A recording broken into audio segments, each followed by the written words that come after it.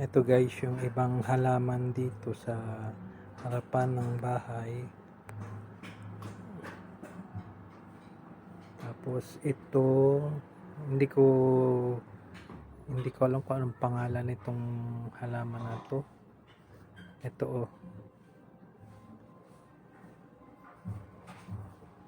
gumanda na siya.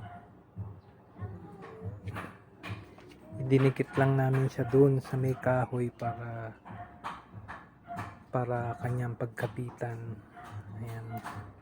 Tapos lumaki na. Ayan. Green na green yung ano niya, yung dahon. Ito, pinahiran lang namin to ng oil. Kaya kuminis yung kanyang dahon.